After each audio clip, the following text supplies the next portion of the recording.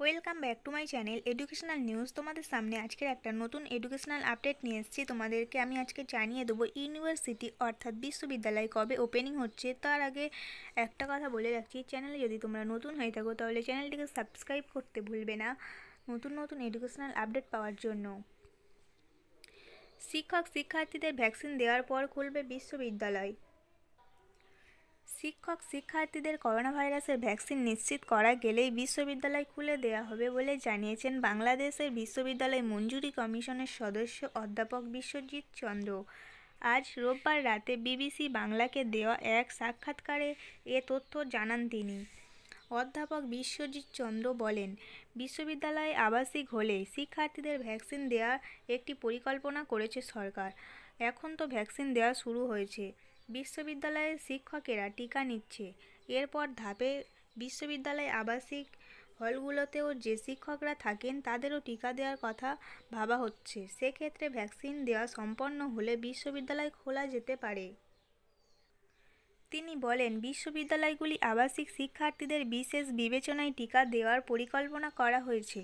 তবে কবে নাগাদ এই শিক্ষার্থীদের টিকা দেওয়া শুরু হতে পারে সে সম্পর্কে তিনি ধারণা দিতে পারেননি। এদিকে রাজশাহী বিশ্ববিদ্যালয়, জাহাঙ্গীরনগর বিশ্ববিদ্যালয় এবং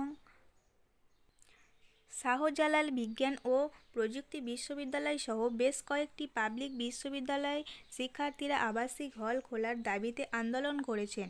শিক্ষার্থীদের দাবি, করোনায় সবকিছু চললেও শিক্ষা প্রতিষ্ঠান বন্ধ করে রাখা হয়েছে। বিশেষ করে বিশ্ববিদ্যালয়গুলোতে পরীক্ষার তারিখ ঘোষণা করা হলেও হল বন্ধ থাকার আবাসন ব্যবস্থা নিয়ে বিপাকে পড়েছেন তারা।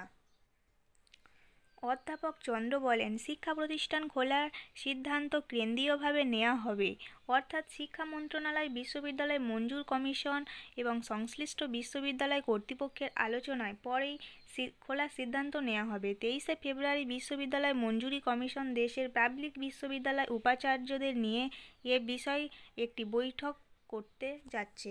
শিক্ষা প্রতিষ্ঠান খোলা নিয়ে এই কথা জানিয়েছেন শাহজালাল বিজ্ঞান ও প্রযুক্তি বিশ্ববিদ্যালয় উপাচার্য অধ্যাপক ফরিদ উদ্দিন আহমেদ ও তিনি বলেছেন, শিক্ষার্থীদের করোনা ভ্যাকসিন দেওয়া পর্যন্ত শিক্ষা প্রতিষ্ঠান বা হল কোনোটি আনুষ্ঠানিকভাবে খোলা হবে না। ভ্যাকসিন নিশ্চিত করেই শিক্ষা প্রতিষ্ঠান খুলে দেওয়া হবে। তো ফ্রেন্ডস, তোমরা কি চাইছো, শিক্ষা প্রতিষ্ঠান খুলে দেওয়া হোক না বন্ধ থাকবে? কমেন্ট করে অবশ্যই জানাবে আর একটা লাইক করবে আর বন্ধুদের মধ্যে শেয়ার করবে, তারাও যাতে এই নিউজটা পেতে পারে। আর চ্যানেলে যদি নতুন হয়ে থাকো তাহলে অবশ্যই চ্যানেলটিকে সাবস্ক্রাইব করতে ভুলবে না। আর যারা এখনও পর্যন্ত আমার ফেসবুক পেজ ফলো করোনি তাড়াতাড়ি ফলো করে নাও।